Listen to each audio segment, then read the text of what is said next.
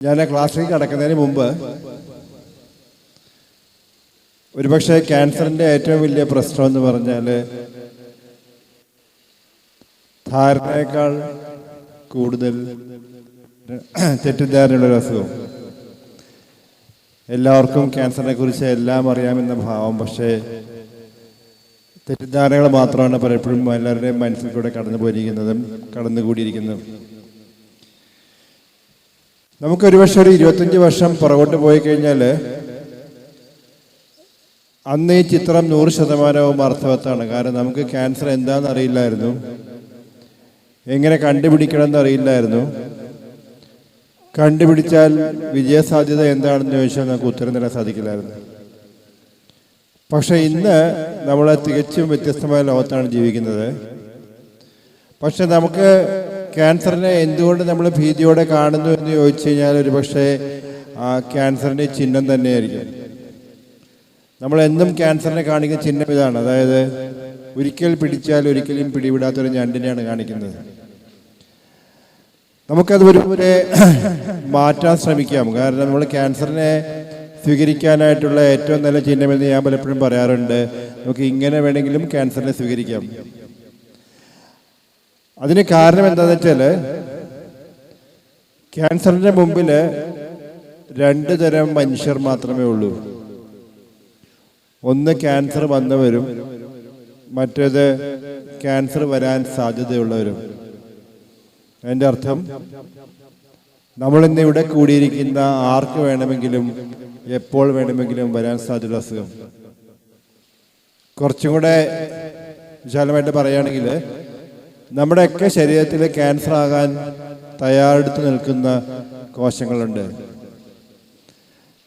നമ്മുടെ ചെറിയ ഒരു സഹായം മാത്രമേ ഇത് ആവശ്യപ്പെടുന്നുള്ളൂ. ആ സഹായത്തിലൂടെ ആ ഒരു കോശം ക്യാൻസർ കോശമായിട്ട് മാറും. സാധാരണ പല വേദികളിലും ഉയർന്നു വരുന്ന കുറച്ച് ചോദ്യങ്ങളും അതിനുള്ള ഉത്തരങ്ങളുമായിട്ട് ഞാൻ ക്ലാസ് തുടങ്ങാം. പലപ്പോഴും ഉയർന്നു വരുന്ന ആദ്യത്തെ ചോദ്യം ഇതാണ്: ക്യാൻസർ ചികിത്സിച്ച് ഭേദമാക്കാൻ സാധിക്കുന്ന അസുഖമാണോ എന്ന് ചോദിക്കും. കുറച്ച് പേരെ ഞാൻ പരിചയപ്പെടുത്തി തരാം. ഇത് പറവൂരുകാരനായ ജോണിയാണ്. ജോണി ഒരു 22 വർഷം മുമ്പ് ക്യാൻസറുമായിട്ട് ചികിത്സയ്ക്ക് വന്നതാണ്. ചികിത്സ കഴിഞ്ഞ് തിരികെ പോയ ജോണി ഇപ്പോഴും പറവൂരിൽ സുഖമായി ബിസിനസ് ജീവിക്കുകയാണ്. ഒരുപക്ഷെ നമ്മളിങ്ങനെ 1-2 ആൾക്കാരെ പരിചയപ്പെടുത്തുമ്പോൾ ഞങ്ങൾ വിചാരിക്കും ഇതൊക്കെ യാദൃശ്യമായിട്ട് എവിടെ സംഭവിക്കാം, ഒരാൾ രക്ഷപ്പെട്ടു അല്ലെങ്കിൽ 2 ആൾ രക്ഷപ്പെട്ടു. പക്ഷെ നമ്മളിങ്ങനെ ഒരു പറ്റം ആൾക്കാരെ കാണുമ്പോൾ നമുക്കൊന്ന് മറിച്ച് ചിന്തിക്കേണ്ടി വരും. എല്ലാ വർഷവും ഏപ്രിൽ മാസത്തിലെ 3-ാമത്തെ ഞായറാഴ്ച ചികിത്സ കഴിഞ്ഞ് തിരികെ പോയ കുട്ടികളെല്ലാവരും കളിക്കൂട്ടം എന്ന പരിപാടിയിലൂടെ ഞങ്ങളെ കാണാൻ വരും. അതുപോലെ എല്ലാ വർഷവും ഫെബ്രുവരി മാസത്തിലെ 1-ാമത്തെ ഞായറാഴ്ച കമ്മ്യൂണിയൻ എന്ന പരിപാടിയിലൂടെ ചികിത്സ കഴിഞ്ഞ് തിരികെ പോയ കുട്ടികളല്ലാത്ത എല്ലാവരും ഞങ്ങളെ കാണാൻ വരും. ഇവരെല്ലാവരും തിരികെ ജീവിതത്തിലേക്ക് വന്നവരാണ്. അപ്പോൾ ഇത്രയധികം ആൾക്കാർ തിരികെ വരുമ്പോൾ നമുക്ക് അംഗീകരിച്ചേ മതിയാവൂ, cancer is A curable disease. നമുക്ക് ചികിത്സിച്ച് ഭേദമാക്കാൻ സാധിക്കുന്ന അസുഖം തന്നെയാണ് ക്യാൻസർ.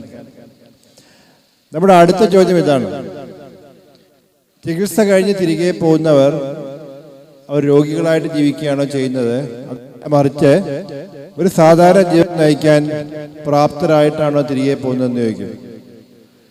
നമുക്ക് അതിന് ഉത്തരം കണ്ടെത്താം. ഒരു 4 വർഷം മുമ്പ് രക്താർബുദമായിട്ട് ചികിത്സിക്കാൻ കൊച്ചുമുടിക്കുകയാണ് അവൾ. ചികിത്സ കഴിഞ്ഞ് തിരികെ പോയി 1-ാം വർഷം പിന്നിടുമ്പോൾ അവൾ ഞങ്ങളെ കാണാൻ വരുന്നത് സ്കൂൾ കായികമേളയിൽ അവൾ നേടിയെടുത്ത ഒരു പറ്റം സ്വർണ്ണ മെഡലുകളുമായിട്ടാണ്. അപ്പോൾ തിരികെ പോയത് രോഗിയായിട്ട് ജീവിക്കാൻ വേണ്ടിയല്ല, മറിച്ച് തിരികെ കിട്ടിയൊരു ജീവിതം 100% അർത്ഥവത്തായി ജീവിക്കാൻ വേണ്ടി തന്നെയാണ് പോകുന്നത്. ഞങ്ങളുടെ എല്ലാ പരിപാടിയിലും ഞങ്ങളുടെ ക്യാമറമാൻ വിശേഷിപ്പിക്കുന്ന ഏകദേശം 5 വർഷം മുമ്പ് രക്താർബുദമായിട്ട് ചികിത്സയ്ക്ക് വന്നതാണ്. ചികിത്സ കഴിഞ്ഞ് തിരികെ പോയി കോതമംഗലത്തടുത്ത് സ്വന്തമായിട്ട് സ്റ്റുഡിയോയും ഇട്ട് സുഖമായി ജീവിക്കുകയാണ്. ഇതിലൊരാളെപ്പോലും ഞങ്ങൾ ക്യാൻസർ രോഗിയെന്ന് വിശേഷിപ്പിക്കില്ല. അവർക്കൊക്കെ ക്യാൻസർ ഉണ്ടായിരുന്ന ഒരു സമയത്ത്. പക്ഷെ ഇന്ന് അവരാരും രോഗികളല്ല. നമുക്കതിൽ ഡോക്ടർമാരുണ്ട്, നമുക്ക് എഞ്ചിനീയർമാരുണ്ട്, നമുക്ക് ബ്യൂട്ടീഷ്യൻസ് ഉണ്ട്. ഇവരെല്ലാം തിരികെ ജീവിതത്തിലേക്ക് വന്ന് അവരവരുടെ മേഖലയിൽ പോയി സുഖമായി ജോലി ജീവിക്കുകയാണ്. ഇവിടെയൊക്കെ നമ്മൾ മനസ്സിലാക്കേണ്ട കാര്യം, ചികിത്സ കഴിഞ്ഞ് തിരികെ വരുന്ന ഇവരെ ആരെയും നമ്മൾ രോഗികളായി കാണരുതെന്ന് പറയും. രോഗമെന്നൊരു അവസ്ഥ ഉണ്ടായിരുന്നു, പക്ഷെ ആ അവസ്ഥ മാറി തിരികെ ജീവിതത്തിലേക്ക് വരുന്ന ഇവരെ സമൂഹം രണ്ട് കൈയും നീട്ടി സ്വീകരിക്കുകയാണ് വേണ്ടത്. നമ്മുടെ അടുത്ത ചോദ്യം പലപ്പോഴും ഇതാണ്, പകർച്ചവ്യാധിയാണോ എന്ന് ചോദിക്കും. ക്യാൻസറിന്റെ പകർച്ചവ്യാധി കാണാൻ സാധിക്കില്ല. കാരണം അറിഞ്ഞോ അറിയാതെ ഒരു രക്താർബുദ രോഗിയിൽ നിന്ന് രക്തം ഏറ്റുവാങ്ങിയാലും ഏറ്റുവാങ്ങിയ വ്യക്തിക്ക് ക്യാൻസർ ഉണ്ടാകുന്നില്ല. അതുപോലെ അറിഞ്ഞോ അറിയാതെ ഒരു അമ്മ സ്ഥാനാർബുദമുള്ള സമയത്ത് കുഞ്ഞിന് പാല് കൊടുത്താലും കുഞ്ഞിന് ക്യാൻസർ ഉണ്ടാകുന്നില്ല. നമുക്ക് 100% തറപ്പിച്ച് പറയാം, ഒരു പകർച്ചവ്യാധി അല്ല. പാരമ്പര്യ രോഗമാണോ എന്ന് ചോദിക്കും. ക്യാൻസർ നമുക്ക് പലരോട് കാണാൻ സാധിക്കില്ല. കാരണം പാരമ്പര്യത്തിന് ക്യാൻസറിന്റെ സാധ്യത എന്ന് പറഞ്ഞാൽ 5% മാത്രമേ ഉള്ളൂ. അതും ചില ക്യാൻസറുകൾക്ക് ചില പ്രായത്തിൽ. അതുകൊണ്ട് തന്നെ അമ്മയ്ക്ക് ക്യാൻസർ വന്നുകൊണ്ട് ഞാൻ മകളെ വിവാഹം കഴിക്കില്ലെന്നോ അല്ലെങ്കിൽ ആ വീട്ടിൽ വിവാഹം കഴിക്കുന്നോ പറഞ്ഞതിന് യാതൊരു അർത്ഥമില്ല പറഞ്ഞ കാരണം അതുകൊണ്ടാണ്. കാരണം നമ്മുടെ സാധ്യത 5% മാത്രമേ ഉള്ളൂ. അതും ചില ക്യാൻസറുകൾക്ക് ചില പ്രായത്തിൽ. നമ്മുടെ ചികിത്സയിൽ വന്ന പുരോഗമനം എന്തൊക്കെയാ നോക്കാം. ഇതൊരു കാലിലെ എല്ലിന് ക്യാൻസർ ആയിരുന്നു, ഓസ്റ്റിയോസാർക്കോമ എന്ന മാരകമായ രോഗം. പണ്ട് ഞങ്ങളൊക്കെ പഠിക്കുന്ന സമയത്ത് ഞങ്ങളെ പഠിപ്പിച്ചിരുന്നത് നമ്മൾ ആ കാല് മുറിച്ച് കളയണം. മുറിച്ച് കളഞ്ഞാലും ഇദ്ദേഹം 6 മാസത്തിൽ കൂടുതൽ ജീവിച്ചിരിക്കില്ല.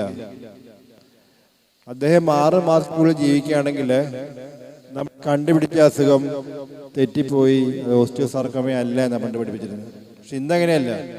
നമ്മളിന്ന് കാല് മുറിച്ച് കളഞ്ഞിട്ടില്ല, അസുഖം വന്ന ഭാഗത്ത് എല്ല് മാത്രം മുറിച്ചു മാറ്റി ആ സമയത്ത് നടക്കാൻ വെച്ചൊരു ഉപകരണമാണിത്.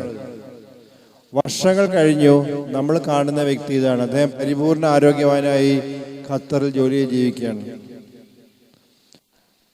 10ാം ക്ലാസ്സിൽ പഠിക്കുന്ന സമയത്ത് ഒരു അണ്ഡാശയത്തിലെ ക്യാൻസറുമായിട്ട് ചികിത്സയ്ക്ക് വന്നതാണ്. നമ്മൾ അസുഖം വന്നാൽ മാറ്റി മറ്റേ അണ്ഡാശയവും ഗർഭപാത്രവും അതേപോലെ നിലനിർത്തിക്കൊണ്ട് തിരികെ ജീവിതത്തിലേക്ക് വരികയാണ്. വിവാഹം കഴിഞ്ഞു, ഒരു കുഞ്ഞുകൊണ്ട് സുഖമായി ജീവിക്കുകയാണ്. നമുക്ക് കുറച്ചുകൂടെ മുന്നോട്ട് പോവാം. 6 മാസം ഗർഭിണിയായ സമയത്ത് ക്യാൻസറുമായിട്ട് ചികിത്സയ്ക്ക് വന്നതാണ്. ഒറ്റ കാര്യമേ ആവശ്യപ്പെട്ടുള്ളൂ, ഈ കുഞ്ഞിനെ തരാൻ സാധിക്കുമെങ്കിൽ ചികിത്സയ്ക്ക് തയ്യാറാണെന്ന് പറഞ്ഞു. അതുകൊണ്ട് തന്നെ ഗർഭം തുടരാൻ സമ്മതിച്ചുകൊണ്ട് നമുക്ക് കീമോതെറാപ്പി മരുന്ന് നൽകേണ്ടി വന്നു. 3-4 കോഴ്സ് കീമോതെറാപ്പി മരുന്ന് ഏറ്റുവാങ്ങിയ ശേഷമാണ് അദ്ദേഹം പുറത്തേക്ക് വരുന്നത്. 3 വർഷം കഴിഞ്ഞു നമ്മൾ കാണുന്ന അമ്മയും കുഞ്ഞും ഇതാണ്. പരിപൂർണ ആരോഗ്യന്മാർ ജീവിക്കുന്ന അമ്മയും കുഞ്ഞും. ഇതെല്ലാം ക്യാൻസർ ചികിത്സയിൽ വന്ന പുരോഗമനം തന്നെയാണ്. പക്ഷെ എന്തുകൊണ്ട് നമ്മൾ ക്യാൻസറിനെ പിന്നെയും പേടിക്കുന്ന ചോദിച്ചാൽ ഒരുപക്ഷെ നമ്മുടെ കണക്കുകളാണ്.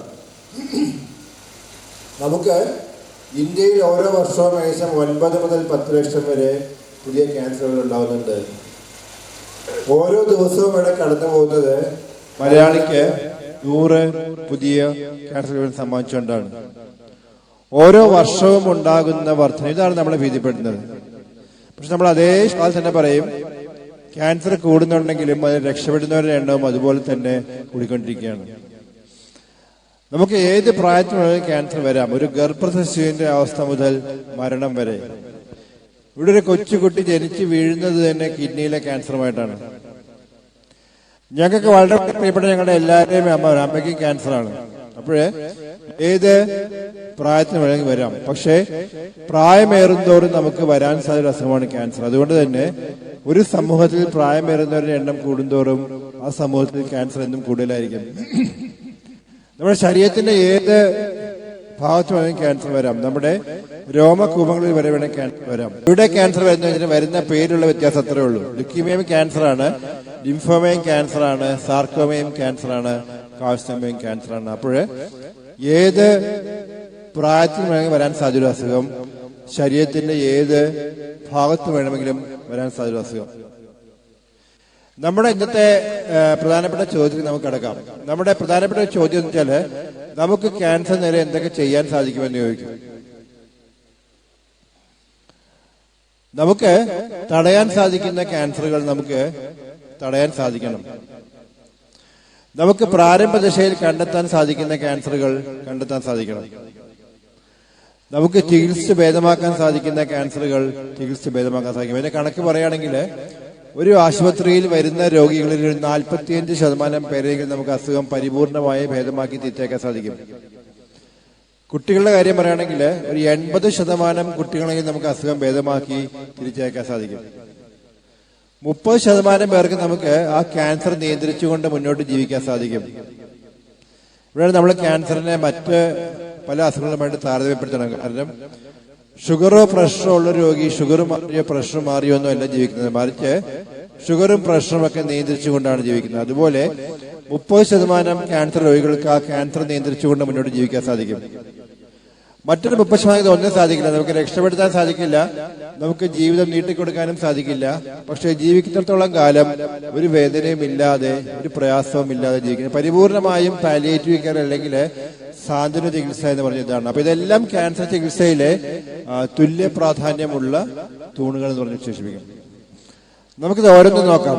ആദ്യത്തെ ചോദ്യം, തടയാൻ സാധിക്കുമോ? അതിനെക്കുറിച്ച് പറയുമ്പോൾ നമുക്ക് തിരികെ നമ്മുടെ നാട്ടിലേക്ക് വരണം. കേരളത്തിലെ ക്യാൻസറിന്റെ കണക്കുകൾ എന്തൊക്കെയാന്ന് നോക്കാം. ഇവിടെ പുരുഷന്മാരിൽ കൂടുതലായിട്ട് കാണുന്ന 2 തരം ക്യാൻസറുകളാണ്. ശ്വാസകോശാർബുദവും കഴുത്തിലും തൊണ്ടയിലും വരുന്ന ക്യാൻസറുകളാണ്. ഈ 2 ക്യാൻസറും ചേർന്നാല് മലയാളി പുരുഷന്മാരിൽ വരുന്ന ക്യാൻസർ 50 മുതൽ 60% വരെ ക്യാൻസറിന് സാധ്യതയായി കഴിഞ്ഞു. ഇത് രണ്ടും പുകയിലയുമായി നേരിട്ട് ബന്ധമുള്ള 2 ക്യാൻസറുകളാണ്. നിങ്ങൾ എങ്ങനെ പുകയില ഉപയോഗിക്കുന്നു വരുന്ന ക്യാൻസറിന്റെ വ്യത്യാസം അത്രേ ഉള്ളൂ.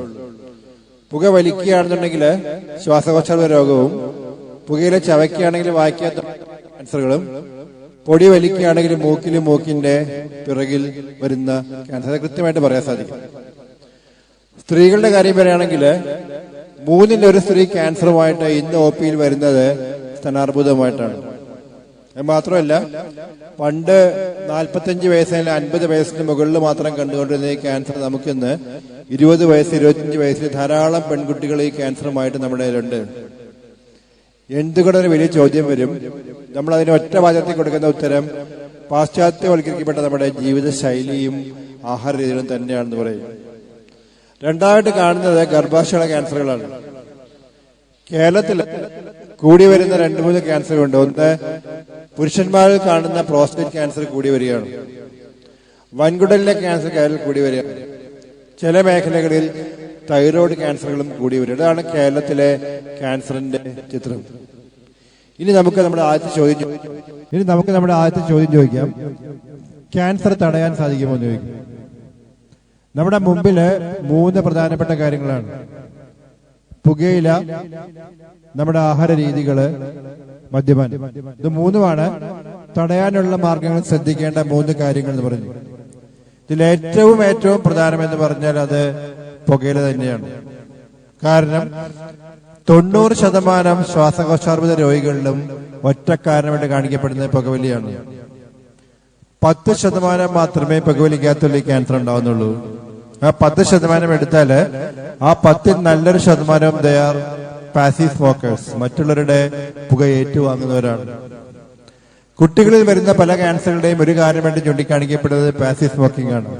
ഒരു കുട്ടിയെ മടിയിലിരുത്തി ഒരു അച്ഛൻ വലിക്കുമ്പോൾ അച്ഛൻ ആ കുട്ടിക്ക് സമ്മാനിക്കുന്നത് ഈ ക്യാൻസർ വരാനുള്ള സാധ്യത 20% മേലും കൂട്ടിവിടുകയാണ് ചെയ്യുന്നത്.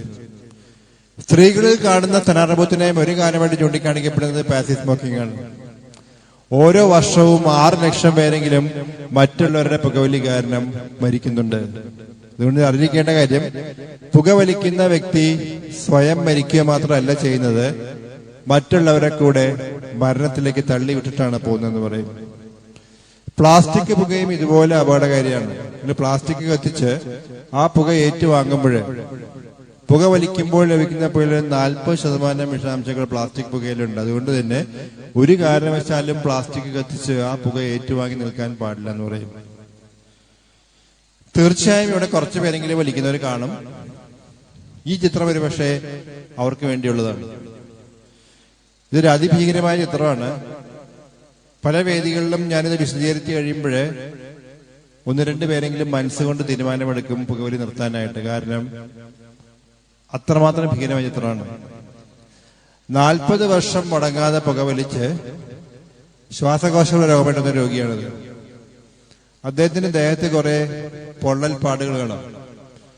ചേച്ചന്റെ ഭാര്യ പറഞ്ഞു അസഹനീയമായ വേദനയാണ്, രാത്രി ഉറങ്ങാൻ സാധിക്കാറില്ല, സാധാരണ ഉപയോഗിക്കുന്ന വേദന സംഹാരികൾ ഒന്നും വലിക്കാറില്ല. അതുകൊണ്ട് അദ്ദേഹം വേദനയില്ലാതെ രാത്രി കിടന്നുറങ്ങാനായിട്ട് സ്വയം കണ്ടുപിടിച്ച മാർഗം എന്ന് പറഞ്ഞാല് തേപ്പ് പെട്ടി ചൂടാക്കി നെഞ്ചത്ത് വെച്ച് കിടന്നുറങ്ങുമായിരുന്നു പറഞ്ഞു. അങ്ങനെ ഉറങ്ങിയുണ്ടായ പൊള്ളൽപ്പാടുകളാണ് അതൊക്കെ. ഇതാണ് ശ്വാസകോശരോഗത്തിന്റെ ഏറ്റവും വലിയ പ്രശ്നം. കാരണം നമുക്ക് പ്രാരംഭ ദശയിൽ കണ്ടുപിടിക്കാൻ മാർഗങ്ങളൊന്നുമില്ല. ഞാൻ ഇന്ന് വേണേ ഒരു എക്സ്റേ എടുക്കാം, നാളെ പോയി സ്കാൻ ചെയ്യാം. പക്ഷെ അടുത്ത ദിവസം കാണുന്ന സ്കാനില് അസുഖം വളരെയധികം മൂർച്ഛിച്ചു കാണും. കണ്ടുപിടിച്ചാൽ നമുക്ക് രക്ഷപ്പെടാനുള്ള സാധ്യത 5% മാത്രമേ ഉള്ളൂ. പക്ഷേ 90% നമുക്ക് തടയാൻ സാധിക്കും പുകവലിക്കാതിരിക്കുകയാണെന്നുണ്ടെങ്കിൽ. അപ്പൊ അതുകൊണ്ട് നമ്മൾ ഇന്നും ചോദിക്കുന്നത് എന്തിനാണ് പുകവലിച്ച് ക്യാൻസർ വരുത്തി വയ്ക്കുന്നതെന്ന് ചോദിക്കും.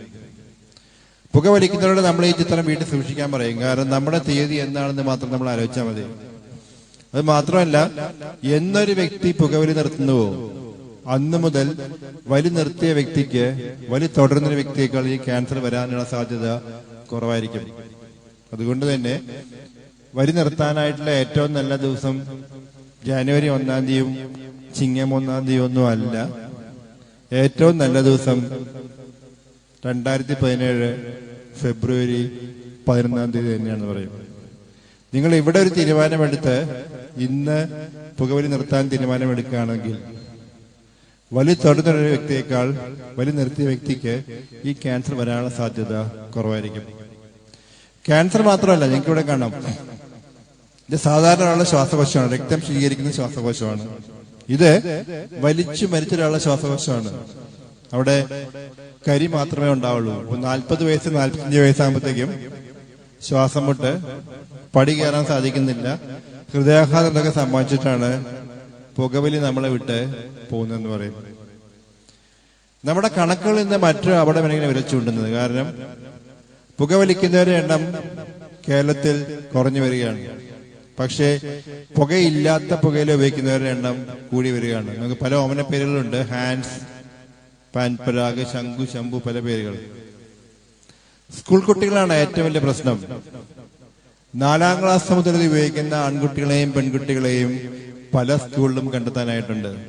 ഇതിന്റെ പ്രത്യാഘാതങ്ങൾ നമ്മൾ കണ്ടു തുടങ്ങിയിട്ടുണ്ട്. കാരണം ഒരേ സമയത്ത് വായിക്കാത്ത പല സ്ഥലത്ത് ക്യാൻസറുമായിട്ട് വരുന്ന ചെറുപ്പക്കാർ, ഞങ്ങൾക്ക് ഇവിടെ ഒരു ക്യാൻസർ കാണാം, ഇവിടെ ഒരു ക്യാൻസർ കാണാം, ഇവിടെ കാണാം. ചോദിച്ചു കഴിഞ്ഞാല് കഴിഞ്ഞ 8 വർഷം 10 വർഷമായിട്ട് നമ്മൾ ഉപയോഗിക്കുന്ന സാധനം ഇതാന്ന് പറയും. ഇതുപോലെ ഒരിക്കലും കരിയാത്ത ഉണകളുമായിട്ട് നടക്കുന്ന ചെറുപ്പക്കാരികളും ഇതായത് വരും തലമുറയുടെ ഏറ്റവും വലിയ ഭീഷണി എന്ന് പറയും.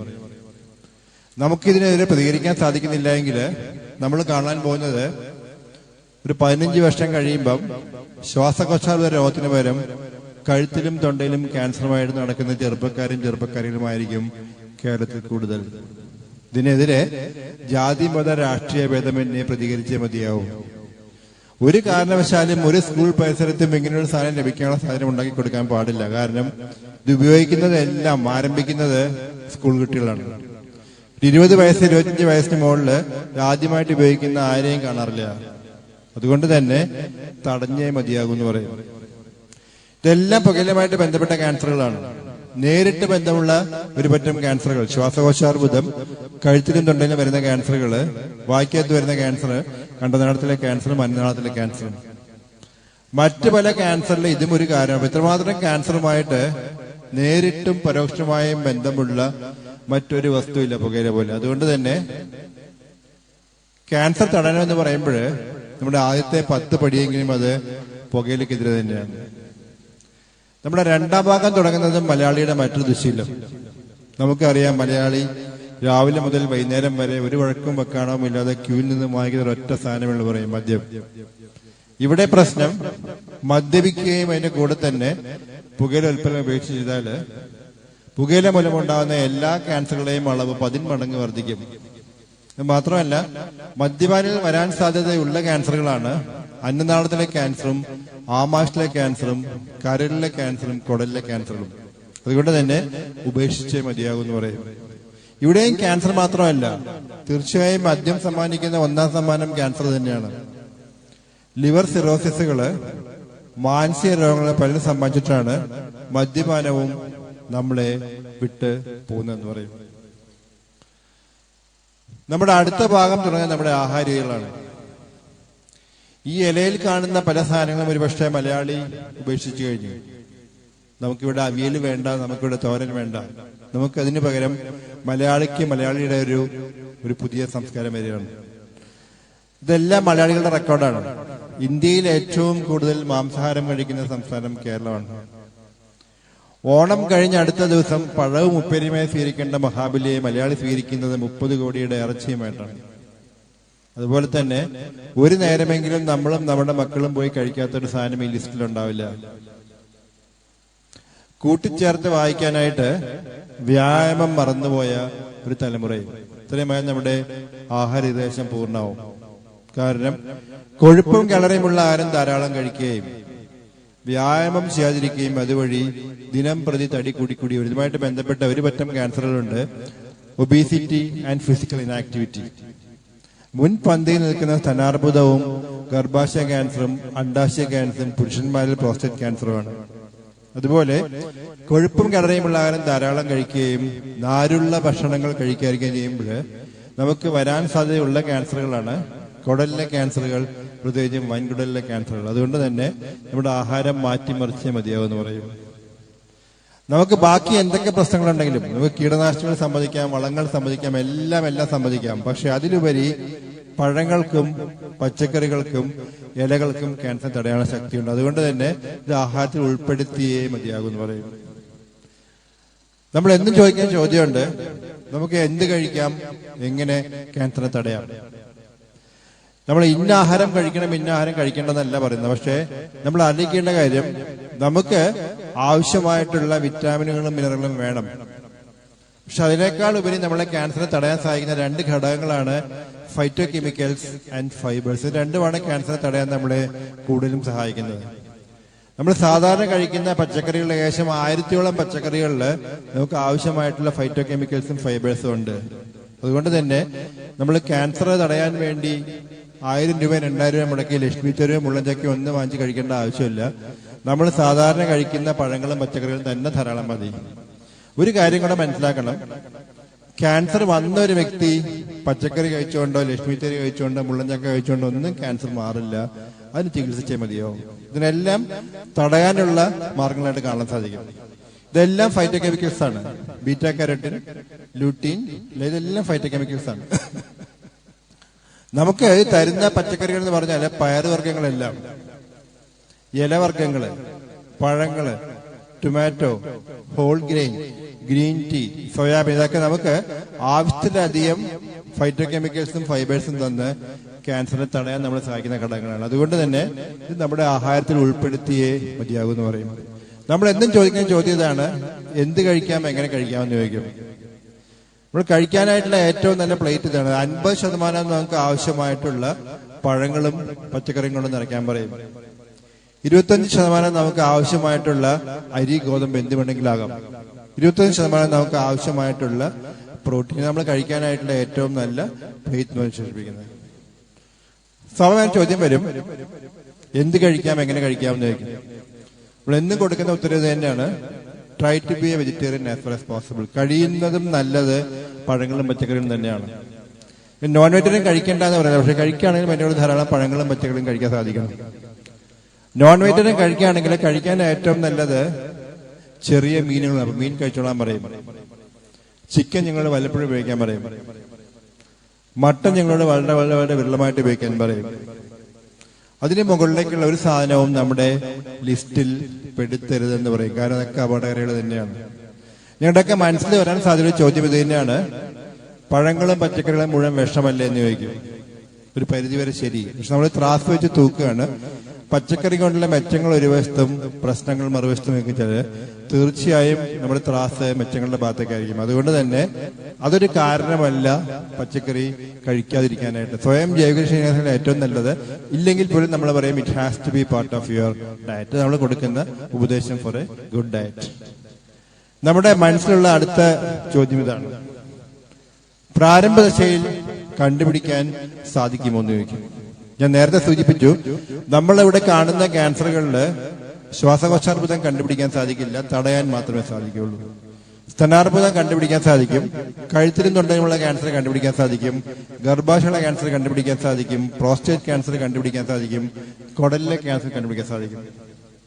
ഇതിൽ ഏറ്റവും പ്രധാനം എന്ന് പറഞ്ഞാൽ അത് സ്തനാർബുദം തന്നെയാണ്. കാരണം ഇന്ന് കേരളത്തിൽ ഏറ്റവും കൂടുതലായി കൂടിക്കൊണ്ടിരിക്കുന്ന ക്യാൻസർ ഒറ്റ ഉത്തരമേ ഉള്ളൂ, ബ്രസ്റ്റ് ക്യാൻസർ. ഞാൻ നേരത്തെ സൂചിപ്പിച്ചു, 3-ൽ 1 സ്ത്രീ ക്യാൻസറുമായിട്ട് ഇന്ന് OP-യിൽ വരുന്നത് ബ്രസ്റ്റ് ക്യാൻസറുമായിട്ടാണ്. അത് മാത്രമല്ല, ഒരു ആയുഷ്കാലത്ത് 8-ൽ 1 സ്ത്രീക്ക് ക്യാൻസർ വരാനുള്ള സാധ്യതയുണ്ട്. പക്ഷെ അതേ സമയത്ത് നമ്മൾ അറിയിക്കേണ്ട കാര്യം, ബ്രസ്റ്റ് ക്യാൻസർ ഈസ് പ്രിവെന്റബിൾ. നമുക്കൊരു പരിധി വരെ തടയാൻ സാധിക്കുന്ന ക്യാൻസറാണ്. തീർച്ചയായും പ്രാരംഭ ദശയിൽ കണ്ടുപിടിക്കാൻ സാധിക്കുന്ന ക്യാൻസറാണ് സ്ക്രീനബിൾ ക്യാൻസർ. അങ്ങനെ കണ്ടുപിടിക്കുകയാണെന്നുണ്ടെങ്കിൽ നമ്മുടെ വിജയ സാധ്യത 100%. So it's a curable cancer. അപ്പൊ നമ്മൾ പറയും breast cancer is a preventable, screenable, curable cancer. ആര് കണ്ടുപിടിക്കുന്നതായിരിക്കും? അത് കണ്ടുപിടിക്കേണ്ടത് ഒരു ഡോക്ടറോ നഴ്സോ ആശുപത്രിയിലോ വെച്ചൊന്നല്ല, സ്വയം സംശയിച്ച് ഒരു ഡോക്ടറുടെ അടുത്ത് എത്താൻ സാധിക്കണം. അതുകൊണ്ട് തന്നെ എല്ലാ സ്ത്രീകളും അറിഞ്ഞിരിക്കണം what are the warning signs. നിങ്ങൾ എപ്പോൾ ഈ ക്യാൻസർ ഉണ്ട് എന്ന് സംശയിക്കുന്നുള്ളതാണ്. നമ്മൾ സാധാരണ കാണുന്ന സൂചനകൾ എന്ന് പറഞ്ഞാല് ഒന്ന് നിപ്പിൾ റിട്രാക്ഷൻ, സാധാരണ വളരെ മുലഞ്ഞിട്ട് പതുക്കെ അകത്തേക്ക് വലിയുക. This can be a warning sign. വേദനയില്ലാതെ സാവധാനം വളരുന്ന മുഴകളുണ്ടെങ്കിൽ, പലപ്പോഴും പല രോഗികളും എന്ന് പറയും വേദനയില്ലായിരുന്നുകൊണ്ട് ഞാൻ വന്നില്ല. പക്ഷെ വേദനയില്ലാത്ത മുഴകളാണ് കൂടുതൽ പ്രശ്നം, വേദനയുള്ള മുഴകളല്ല. അപ്പോൾ വേദനയില്ലാതെ സാവധാനം വളരുന്ന മുഴകൾ, വ്രണങ്ങൾ ഏതെങ്കിലും ഉണ്ടെങ്കിൽ, ഇതുപോലത്തെ വ്രണങ്ങൾ ഏതെങ്കിലും ഉണ്ടെങ്കിൽ, തൊലിപ്പുറത്ത് വരുന്ന ചെറിയ ചെറിയ ചുളിവുകൾ, സാധാരണ പോലെ തൊലിപ്പുറത്ത് ചുളിവ് പോലെ കാണുക, again can be a warning sign.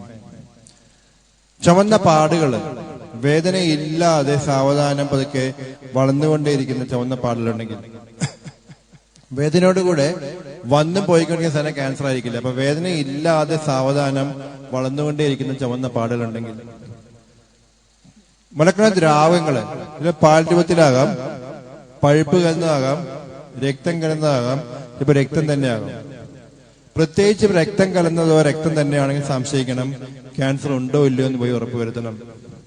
ഇതുപോലത്തെ മറുകൾ, നേരത്തെ ഉണ്ടായിരുന്ന മറുകൾ പെട്ടെന്ന് വലുതാവുക, മറുകിൽ ചൊറിച്ചിൽ അനുഭവപ്പെടുക, രക്തസ്രാവം ഉണ്ടാവുക. അപ്പൊ സാധാരണ വളരെ മറുക് ക്യാൻസർ ആയിട്ട് മാറുന്നതിന്റെ സൂചനകളാണ് അതൊക്കെ. ഇവിടെയൊക്കെ അറിഞ്ഞിക്കേണ്ട കാര്യം, ഇതിൽ ഏതെങ്കിലും ഉണ്ടെങ്കിൽ അത് ക്യാൻസർ ആണെന്നുള്ളതല്ല, നിങ്ങൾ ഉടനെ തന്നെ പോയി ക്യാൻസർ ഇല്ല എന്ന് ഉറപ്പുവരുത്തണം. ഇത് വരാനുള്ള സാഹചര്യങ്ങൾ എന്തൊക്കെയാന്ന് നോക്കാം. ഏറ്റവും വലിയ സാഹചര്യം സ്ത്രീ എന്നുള്ളതുകൊണ്ടാണ്. പുരുഷന്മാർക്ക് വരാൻ പക്ഷേ സാധ്യത വളരെ വളരെ കുറവാണ് മാത്രം. വയസ്സ് ഞാൻ നേരത്തെ പറഞ്ഞു നമ്മൾ കുറച്ച് കൊണ്ടുവരികയാണ്. നമുക്ക് 20 വയസ്സ് 25 വയസ്സ് ധാരാളം പെൺകുട്ടികളിൽ ക്യാൻസർ ഇടപെടലുണ്ട്. പാരമ്പര്യത്തിന് 5% സാധ്യത. പ്രത്യേകിച്ച് അമ്മയ്ക്ക് ചെറുപ്പത്തിലേ വരിക, അല്ല അമ്മയുടെ അമ്മ, അമ്മയുടെ സാധ്യത, സ്ട്രോങ് ഫാമിലി ഹിസ്റ്ററി, 5% സാധ്യത പാരമ്പര്യത്തിന്. മാസമുറ വളരെ നേരത്തെ ആരംഭിച്ചവര്, വളരെ താമസിച്ച് മാത്രം നിൽക്കുന്നവര്, കുട്ടികളില്ലാത്തവര്, ആദ്യത്തെ പ്രസവം 30 വയസ്സിന് മുകളിലേക്ക് മാറ്റിവെക്കുന്നവര്, കുട്ടികളെ മുലയൂട്ടാത്തവര്, അതുപോലെ മാസമുറ മാറ്റിവെക്കാനും ഗർഭധാരം തടയാനും വേണ്ടി ഉപയോഗിക്കുന്ന ഹോർമോൺ ഗുളികളുടെ അമിതമായ ഉപയോഗം, പിന്നെ ഞാൻ നേരത്തെ പറഞ്ഞ പോലെ ദിനം പ്രതി തടി കൂടി എല്ലാം ഈ ക്യാൻസർ വരാൻ സാധ്യതയുള്ള ലിസ്റ്റിൽ വരുന്ന ആൾക്കാരായിരിക്കും. നമുക്ക് എങ്ങനെ തടയാമെന്ന് ചോദിച്ചു കഴിഞ്ഞാല് തീർച്ചയായും നമ്മുടെ തടി നിയന്ത്രിക്കാൻ പറയും. ആദ്യത്തെ പ്രസവം 30 വയസ്സിന് മുമ്പ് തന്നെ ആശ്രമിക്കാൻ പറയും. കുട്ടികളെ മുലയൂട്ടാൻ പറയും. അതുപോലെ ഹോർമോൺ ഗുളികളുടെ അമിതമായ ഉപയോഗം തടയാൻ പറയും. അങ്ങനെ നമുക്കൊരു പരിധി വരെ ഈ ക്യാൻസറിനെ തടയിടാൻ സാധിക്കും.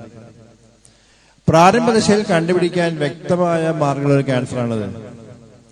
20 വയസ്സിന് മുകളിലുള്ള പെൺകുട്ടികളും സ്ത്രീകളും മാസത്തിലൊരിക്കലെങ്കിലും സ്വന്തം സ്ഥലം പരിശോധിക്കാൻ പറയും.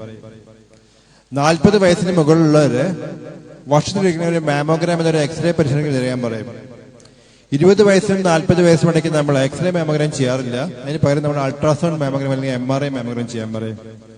ഒരു ഡോക്ടറെ കൊണ്ട് വർഷത്തിലൊരിക്കലും പരിശോധിക്കാം. ഇതൊക്കെ ഉണ്ടെങ്കിലും ഏറ്റവും പ്രധാനം, ഏറ്റവും ലളിതം എന്ന് പറയുന്നത് സ്വന്തം സ്ഥലം പരിശോധിക്കാൻ പഠിക്കുക എന്നുള്ളത് തന്നെയാണ്. നിങ്ങൾ എന്ത് ചെയ്യണമെന്ന് ചോദിച്ചു കഴിഞ്ഞാല് കണ്ണാടി ഉപയോഗിക്കുന്ന സ്വന്തം സ്ഥാനത്തെക്കുറിച്ച് വ്യക്തമായ ധാരണ വേണം. ആ സ്ഥാനത്തിൽ വരുന്ന ഏത് ചെറിയ വ്യത്യാസവും തിരിച്ചറിയാൻ സാധിക്കണം. മുഴകൾ വരുന്നുണ്ടോ, വ്രണങ്ങൾ വരുന്നുണ്ടോ, ചുവന്ന പാടുകളുണ്ടോ, എല്ലാം ശ്രദ്ധിക്കേണ്ട കാര്യമാണ്. നമ്മൾ ആ ശ്രദ്ധിച്ചു പിടിച്ച് നമ്മൾ പോകുന്നത് ചിലപ്പോൾ ക്യാൻസർ ആയിക്കോണമെന്നില്ല. പക്ഷെ ക്യാൻസർ ആണെന്നുണ്ടെങ്കിൽ it be A very early stage. അങ്ങനെ പ്രാരംഭ കണ്ടുപിടിക്കാൻ നേരത്തെ സൂചിപ്പിച്ചു. നമുക്ക് രണ്ട് പ്രധാനപ്പെട്ട കാര്യങ്ങളാണ്. ഒന്ന്, നമ്മുടെ വിജയസാധ്യത 100%. അത് മാത്രമല്ല, പ്രാരംഭ ദശയിൽ കണ്ടുപിടിക്കുകയാണെന്നുണ്ടെങ്കിൽ സ്ഥലം മുഴുവൻ മുറിച്ചു മാറ്റാതെ അസുഖം വന്ന ഭാഗം മാത്രം മുറിച്ചു മാറ്റി ആ രോഗിയെ രക്ഷപ്പെടുത്താൻ സാധിക്കും. അതുകൊണ്ട് തന്നെ you have to have a self examination എന്ന് പറയും. നിങ്ങൾക്ക് ഇവിടെ കാണാം, ഇതൊരു സാധാരണ സ്ഥലമാണ്, പ്രശ്നങ്ങളൊന്നുമില്ല. ഇവിടെ നിങ്ങൾക്ക് ചെറിയൊരു മുഴ കയറി വരുന്ന കാണാം. ഇവിടെയും കാണാം, ദിസ് എ നോർമൽ ബ്ലസ്, പ്രശ്നങ്ങളൊന്നുമില്ല. ഇപ്പൊ അതൊക്കെ മുകളിലോട്ട് വലിഞ്ഞിരിക്കുകയാണ്. Nipple is retracted. ചെറിയ ചെറിയ ചുളിവുകൾ കാണാം, ചുവന്ന പാട് കാണാം. This not normal. കൈ പൊക്കിയാല് 2 വശ സ്ഥലവും ഒരുപോലെ മുകളിലേക്ക് പൊങ്ങണം. അല്ല എന്തെങ്കിലും അപാകത ഉണ്ടെങ്കിൽ നമ്മൾ പറയും ശരിയല്ല. ഇവിടെ നിങ്ങൾക്ക് കാണാം, സാധാരണ സ്ഥലമാണ്, പ്രശ്നമൊന്നുമില്ല. അപ്പൊ അതൊക്കെ മുകളിലോട്ട് വലിഞ്ഞിരിക്കുകയാണ്. Nipple is retracted. കൈ പൊക്കിയാല് ഈ സ്ഥലം കുറച്ച് മുകളിലേക്ക് വരും, ഈ സ്ഥലം വളരെയധികം മുകളിലേക്ക് കയറിപ്പോകും. That is not normal. കുളിക്കുന്ന സമയമാണ് സ്ഥലം പരിശോധിക്കാൻ പറ്റിയ സമയം. കാരണം സോപ്പ് തേച്ച് കഴിഞ്ഞാല് ചെറിയ മുഴകൾ പോലും കണ്ടുപിടിക്കാൻ സാധിക്കും. ശ്രദ്ധിക്കേണ്ട കാര്യം എന്ന് പറഞ്ഞാല് സ്ഥലം ഒരിക്കലും വിരൽ തുമ്പുകൊണ്ട് പരിശോധിക്കരുത്. കാരണം പരിശോധിക്കുകയാണെങ്കിൽ എല്ലാ സ്ഥലത്തിലും ചെറിയ ചെറിയ മുഴകളുള്ള പോലെ തോന്നും. സ്ഥലം എപ്പോഴും പരിശോധിക്കുന്നത് കൈയുടെ ആവശ്യം വെച്ചിട്ടാണ്. Inner aspect of your palm എന്ന് പറയും. ഇടത്തെ സ്ഥലം വലത്തെ കൈ കൊണ്ടും വലത്തെ സ്ഥലം ഇടത്തെ കൊണ്ടും പരിശോധിക്കണം. പരിശോധിക്കുമ്പോഴേ സ്ഥലം മുൻവശത്ത് മാത്രമല്ല, നല്ലൊരു ഭാഗം ഗോ ടു ദി ആക്സില കക്ഷവുമായിട്ട് കൂടി തന്നെ പരിശോധിക്കണം. പരിശോധിക്കാൻ പറ്റിയ സമയം എന്ന് പറഞ്ഞാല് ഒരു ആർത്തവം കഴിഞ്ഞുള്ള ആദ്യത്തെ 7 മുതൽ 10 ദിവസം വരെയുള്ള സമയം. ആർത്തവം നിന്നവരോട് എല്ലാ മാസവും ഒരേ തീയതിയിൽ തന്നെ പരിശോധിക്കാൻ പറ്റും. 5 എങ്കിൽ 5, 10 എങ്കിൽ 10, ഒരേ തീയതിയിൽ തന്നെ. നമുക്ക് കിടന്നുകൊണ്ടും പരിശോധിക്കാവുന്നതാണ്. ഇതൊരു മാമോഗ്രാമാണ്. സ്ഥലം മാത്രം പരിശോധിക്കാൻ വേണ്ടി ഒരു എക്സ്റേ മെഷീനാണ് മാമോഗ്രാം. മാമോഗ്രാമിന്റെ മെച്ചെന്ന് പറഞ്ഞാല് നമ്മുടെ മാമോഗ്രാം ചെയ്യുമ്പോൾ ഒരു വെളുത്ത പാട് മാത്രമേ ഉണ്ടാവുള്ളൂ. ആ പാട് കാണുന്ന സമയത്ത് ഒരു മുഴയും ഉണ്ടാവില്ല, ഒരു വ്രണവും ഉണ്ടാവില്ല, ഒരു സൂചനയും ഉണ്ടാവില്ല. അപ്പൊ നമുക്ക് എന്തെങ്കിലും സൂചന ഉണ്ടാകുന്നതിന് മുമ്പ് തന്നെ നമുക്ക് കണ്ടെത്താൻ സാധിക്കുന്ന പരിശോധനയാണ് മാമോഗ്രാം എന്ന് പറയുന്നത്.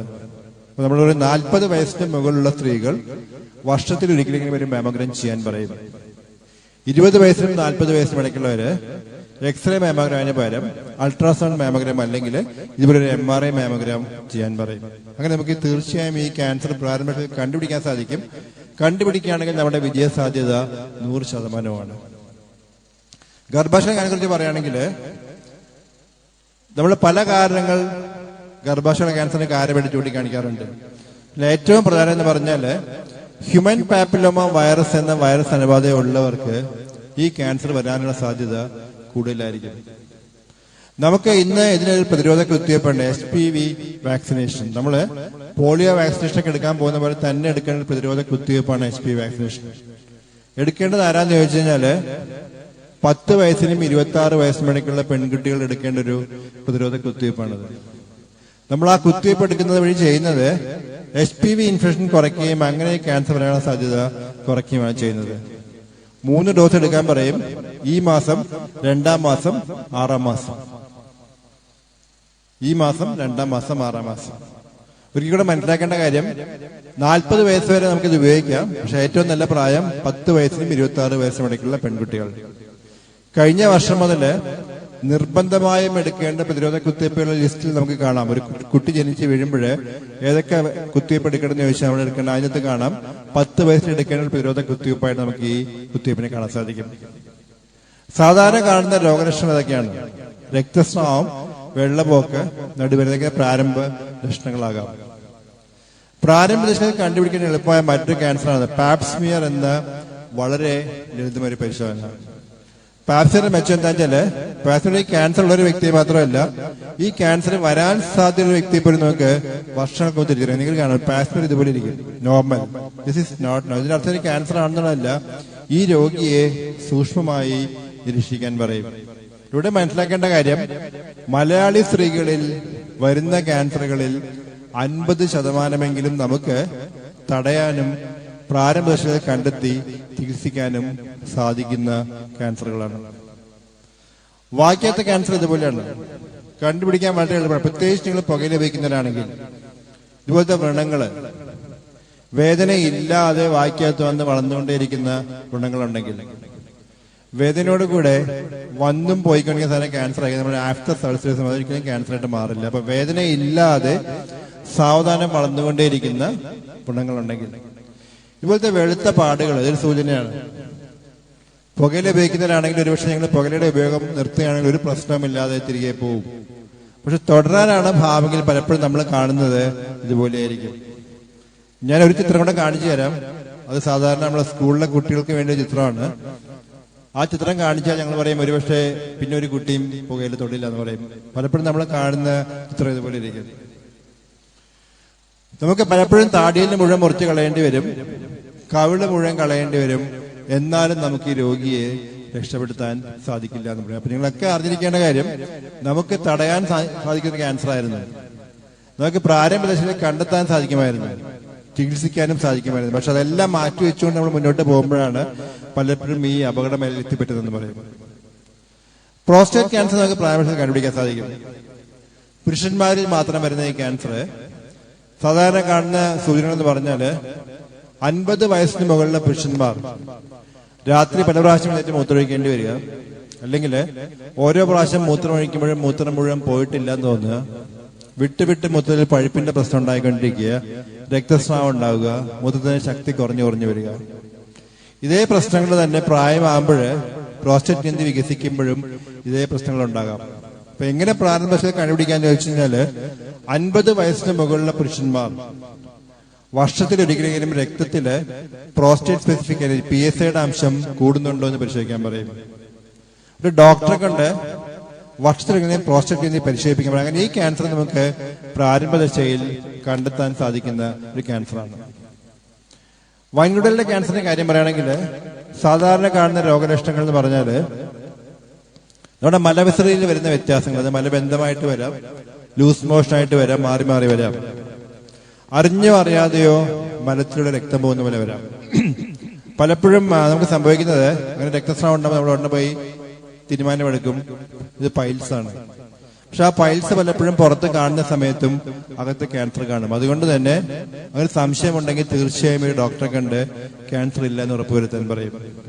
എങ്ങനെ പ്രാരംഭത്തിൽ കണ്ടുപിടിക്കുന്ന വെച്ചാല് അറിഞ്ഞോ അറിയാതെയോ മലത്തിലൂടെ രക്തം പോകുന്നുണ്ടോ എന്ന് പരിശോധിക്കാൻ പറയും. ഫീക്കൽ ഒക്കൽ ബ്ലഡ് ടെസ്റ്റ് 3 വർഷം ഡോക്ടറെ കൊണ്ട് കുടലിൽ പരിശോധിക്കാൻ പറയും. ഇതുവരെ കൊളോണോസ്കോപ്പി. രക്തത്തില് CA കാഴ്സനോം എംബ്രിയോണിക് അതിന്റെ അംശം കൂടുന്നത് പരിശോധിക്കും. ഇതിങ്ങനെ ഈ ക്യാൻസർ നമുക്ക് പ്രാരംഭ ദശയിൽ കണ്ടെത്താൻ സാധിക്കും. ഇവിടെയൊക്കെ നമ്മൾ മനസ്സിലാക്കേണ്ട കാര്യം, നമുക്ക് എല്ലാ ക്യാൻസറും പ്രാരംഭത്തിൽ കണ്ടെത്താൻ സാധിക്കില്ല, എല്ലാ ക്യാൻസറും തടയാനും സാധിക്കില്ല. പക്ഷേ കണ്ടെത്താൻ സാധിക്കുന്ന ക്യാൻസറുകൾ നമുക്ക് കണ്ടെത്താൻ ശ്രമിക്കണം. അതുപോലെ തടയാൻ സാധിക്കുന്ന ക്യാൻസറുകൾ നമുക്ക് തടയാൻ സാധിക്കണം. അതിനുശേഷം മാത്രമേ നമ്മൾ ചികിത്സയെക്കുറിച്ച് ആലോചിക്കുന്നുള്ളൂ. ചികിത്സയുടെ കാര്യം പറയുകയാണെങ്കിൽ നമുക്ക് പ്രധാനമായിട്ടും 3 ചികിത്സാ രീതികളാണ്. സർജറി അഥവാ ഓപ്പറേഷൻ, റേഡിയേഷൻ ചികിത്സ, മരുന്ന് കൊണ്ടുള്ള ചികിത്സ. ഏതുതരം ക്യാൻസർ ആണെന്നും ഏത് സ്റ്റേജ് ആണെന്നും 1, 2, 3 ചികിത്സ നമുക്ക് ആവശ്യമായിട്ട് വരും. നമ്മൾ ഓരോ മേഖലയിലും പുരോഗമിച്ചു കഴിഞ്ഞാൽ ഞാൻ പറഞ്ഞു, നമുക്ക് എന്തെങ്കിലും സാധ്യത ഉണ്ടെങ്കിൽ നമ്മൾ അസുഖം വന്ന ഭാഗം മാത്രം മുറിച്ചു മാറ്റിയ രോഗിയെ രക്ഷപ്പെടുത്തും. പക്ഷെ സാധിക്കണമെങ്കിൽ ആ രോഗി പ്രാരംഭ ദിശയിൽ ഡോക്ടറെ എത്തിയിരിക്കണം. റേഡിയേഷന്റെ കാര്യം പറയുകയാണെങ്കിൽ ഇത് പഴയ കഥയാണ്. വർഷങ്ങൾക്ക് മുമ്പ് നമ്മൾ റേഡിയേഷൻ ഒരാളുടെ പഴയ പൊള്ളൽ എപ്പോഴും കണ്ട തിരിച്ചറിയാം. പക്ഷെ ഇന്ന് അങ്ങനെയല്ല. പുതിയ മെഷീനുകളാണ്. നമുക്ക് അസുഖം വന്ന ഭാഗം മാത്രം കേന്ദ്രീകരിച്ചുകൊണ്ട് റേഡിയേഷൻ എടുക്കാൻ ശക്തിയുള്ള മെഷീനുകളുണ്ട്. മരുന്നുകളുടെ കാര്യം പറയുകയാണെങ്കിൽ ധാരാളം പുതിയ മരുന്നുകളുണ്ട്. ഏറ്റവും പ്രധാനം എന്ന് പറഞ്ഞാല് നമുക്ക് ക്യാൻസർ കോശങ്ങളെ മാത്രം തെരഞ്ഞുപിടിച്ച് നശിപ്പിക്കാൻ ശക്തിയുള്ള മരുന്ന്. നമ്മുടെ ടാർഗറ്റഡ് കീമോതെറാപ്പി, ലക്ഷ്യം ക്യാൻസർ കോശങ്ങളാണ്. അവയെ മാത്രം തെരഞ്ഞുപിടിച്ച് നശിപ്പിക്കാൻ ശക്തിയുള്ള മരുന്നുകളുണ്ട്. ഇതൊക്കെ ഓരോ മേഖലയിലും വന്ന പുരോഗമനം. അതുകൊണ്ട് നമ്മൾ എന്ത് പറയും, ഇന്ന് നമ്മളെ ക്യാൻസറിനെ കാണുന്നത് ഇറ്റ്സ് ഇൻ ബ്രൈറ്റ് ലൈറ്റ്. നമുക്ക് എങ്ങനെ കണ്ടുപിടിക്കണമെന്നറിയാം, കണ്ടുപിടിച്ചാൽ എന്ത് ചെയ്യണം എന്നറിയാം, ചികിത്സയെക്കുറിച്ച് നമുക്ക് വ്യക്തമായ മാർഗ്ഗങ്ങൾ നൽകാൻ സാധിക്കും. അതുകൊണ്ട് നമ്മൾ പറയും cancer is A curable disease. നമുക്ക് ചികിത്സിച്ച് ഭേദമാക്കാൻ സാധിക്കുന്ന അസുഖം തന്നെയാണ് cancer. But that depends on the stage of cancer. പ്രാരംഭ ദശയിലാണോ അസുഖം മൂർച്ഛേഷമാണോ വരുന്നത്. ഒരു പരിധി വരെ ടൈപ്പ് ഓഫ് ക്യാൻസർ, ഏത് തരം ക്യാൻസർ ആണെന്ന് നമ്മുടെ മുദ്രാവാക്യം ഇതാണ്, പ്രാരംഭ ദശയിൽ കണ്ടുപിടിച്ച് വേണ്ട വിധത്തിൽ ചികിത്സിക്കുകയാണെങ്കിൽ ക്യാൻസർ ഇസ് ക്യൂറബിൾ. ചികിത്സ പോലെ തന്നെ പ്രധാനമാണ് തുടർപരിശോധന. കാരണം എല്ലാ ക്യാൻസറിലും ആദ്യത്തെ 5 വർഷമെങ്കിലും ആ ക്യാൻസർ രണ്ടാമത് വരാനുള്ള സാധ്യത നിലനിൽക്കും. പക്ഷെ ആ സാധ്യത നമ്മൾ ആദ്യമേ പോകുന്ന സ്റ്റേജ് പോലെ ഇരിക്കും. ആദ്യമേ നമ്മൾ പ്രാരംഭ ദശയിലാണെങ്കിൽ രണ്ടാമത് വരാനുള്ള സാധ്യത കുറവായിരിക്കും. അതേ സമയത്ത് ആദ്യം പോകുന്ന സമയത്ത് അസുഖം മൂർച്ച ശേഷമാണെങ്കിൽ രണ്ടാമത് വരാനുള്ള സാധ്യത കൂടുതലായിരിക്കും. അതുകൊണ്ട് തന്നെ 5 വർഷം വരെയെങ്കിലും തുടർപരിശോധനയ്ക്ക് പോകണം. സ്ഥാനാർബോധത്തിൽ മാത്രം നമ്മൾ പറയും 8 വർഷം വരെയെങ്കിലും വീണ്ടും go for A follow up. അതുകൊണ്ട് തന്നെ ചികിത്സ പോലെ തന്നെ പ്രധാനമാണ് തുടർപരിശോധന. അങ്ങനെ തിരികെ ജീവിതത്തിലേക്ക് വന്ന ധാരാളം ആൾക്കാർ നമ്മുടെ ഇടയിലുണ്ട്. നമുക്ക് കുട്ടികളുണ്ട്, കൊച്ചുകുട്ടികളുണ്ട്, പാട്ട് പാടുന്നവരുണ്ട്, നമുക്ക് ഡാൻസ് ചെയ്യുന്നവരുണ്ട്, നമുക്ക് സാഹിത്യകാരന്മാരുണ്ട്. And we all meet. ഞാൻ നേരത്തെ പറഞ്ഞ പോലെ കളിക്കൂട്ടം എന്ന പരിപാടിയിലൂടെ ഇവരൊക്കെ തിരികെ ഞങ്ങളെ കാണാൻ വരും. ഇതൊരു 3 വർഷം മുമ്പത്തെ കളിക്കൂട്ടമാണ്. ഇത് 2 വർഷം മുമ്പത്തെ കളിക്കൂട്ടാണ്. ഇത് 1 വർഷം മുമ്പത്തെ കളിക്കൂട്ടം. നിങ്ങൾക്ക് കാണാം എത്രമാത്രം കുട്ടികളും അവരുടെ മാതാപിതാക്കളും ഇവരൊക്കെ തിരികെ ജീവിതത്തിലേക്ക് വന്നു. ഇതാണ് നമ്മൾ ഇന്ന് കാണുന്ന ക്യാൻസർ ചികിത്സ എന്ന് പറയുന്നത്. ഞാൻ ഇതുവരെ പറഞ്ഞതൊക്കെ ഇവരെന്ത് നമുക്ക് നൽകുന്നത്, ഞങ്ങൾ എന്ത് നൽകുന്നത് മാത്രമേ പറഞ്ഞിട്ടുള്ളൂ. ഞങ്ങൾക്ക് എന്ത് തിരികെ കിട്ടുന്നവരെ നിങ്ങൾ മനസ്സിലാക്കിയിരിക്കണം. What we get back. ഞാൻ ഇതുവരെ പറഞ്ഞതൊക്കെ ഞങ്ങൾ എന്ത് രോഗികൾക്ക് കൊടുക്കുന്നു, അല്ലെങ്കിൽ രോഗി എങ്ങനെ രക്ഷപ്പെടുത്താൻ സാധിക്കുന്നു. പക്ഷേ അവർ ഞങ്ങൾക്ക് തിരികെ തരുന്നത് ഞങ്ങൾ അവർക്ക് നൽകിയതിനേക്കാൾ 10 മടങ്ങ് സ്നേഹവും സന്തോഷമാണ്. That is what we get back in our life. കുറച്ചു നേരം ഞാൻ കാണിച്ചു തരാം. ഇത് 4 വയസ്സുകാരനായ ജസീറാണ്. ജസീർ 2 വർഷം മുമ്പ് എന്റെ പിറന്നാളിന് ഡോക്ടർ ഗംഗാധരനെ വരച്ചുകൊണ്ട് തന്നു. ജസീറിന്റെ മനസ്സിലുള്ള ഡോക്ടർ ഗംഗാധരൻ ഒരു അതിമനോഹരമായ ചിത്രമാണ്. ജസീറിന്റെ ഡോക്ടർ ഗംഗാധരനായിരുന്നു. പ്രായമേറുന്തോറും ചിത്രം ഇങ്ങനെ മാറി മാറി മാറി വരും. ഇതാണ് അവർ ഞങ്ങൾക്ക് തിരികെ നൽകുന്ന സുന്ദര മുഹൂർത്തങ്ങൾ പറയുന്നതാണ്. ചികിത്സയ്ക്ക് വരുന്ന എല്ലാവരെയും മോഹഭാവം ഇതുപോലെ ഇരിക്കും. നിങ്ങൾക്ക് ആ പേടി കാണാം, ആ മുഖത്ത് കാണാം, ആ ആപ്രിഹെൻഷൻ, ആങ്സൈറ്റി എല്ലാം മുഖത്ത് കാണാം. കൊച്ചുകുട്ടികൾക്ക് ഒന്നുമില്ല, അവർക്ക് അന്നൊരു ഇഞ്ചക്ഷൻ ഇല്ല എന്ന് അറിഞ്ഞാല് കൊച്ചുകുട്ടികൾ ഉടനെ തന്നെ ചിരിക്കും. പക്ഷെ വലിയവരൊരിക്കലും ചിരിക്കില്ല. ചികിത്സ കഴിഞ്ഞ് പോയാലും വർഷങ്ങൾ കഴിഞ്ഞാലും ഒരു ചെറിയ പനി വന്നാൽ, ഒരു ചുമ വന്നാൽ, എന്റെ അസുഖം തിരികെ വന്നു, എന്റെ മരണം, അതാണ് അവരുടെ മനസ്സിൽ എന്ന് വരുന്നത്. Why this happens? അതിനൊരു പക്ഷേ ഈ ചിത്രത്തിൽ തരും. ഞങ്ങളുടെ രോഗിയോട് വരയ്ക്കാൻ പറയുന്ന ചിത്രം മാത്രമേ വരയ്ക്കുള്ളൂ. വാടി വീണ ഇലകളും കൊഴിഞ്ഞുപോയ ഇലകളും നശിച്ച ഇലകളും മാത്രമേ വരയ്ക്കുള്ളൂ. ഒരു പൂ വരയ്ക്കാൻ സാധിക്കില്ല എന്ന് പറയും. ഒരു പുഷ്പിച്ചു നിൽക്കുന്ന ചെടി മനസ്സിൽ വരില്ല എന്ന് പറയും. This is called as negative thinking. ഇച്ഛാശക്തി ഇല്ലായ്മയാണ്, ആത്മവിശ്വാസമില്ലായ്മയാണ്. ഇതാണ് ഒരു ക്യാൻസർ രോഗിയുടെ ഏറ്റവും വലിയ പ്രശ്നം.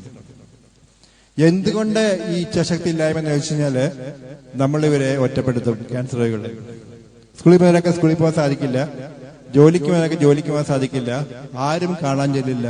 ദേ ബിക്കം സോഷ്യലി ഐസൊലേറ്റഡ്. ഇതൊരിക്കലും സംഭവിക്കാൻ പാടില്ല.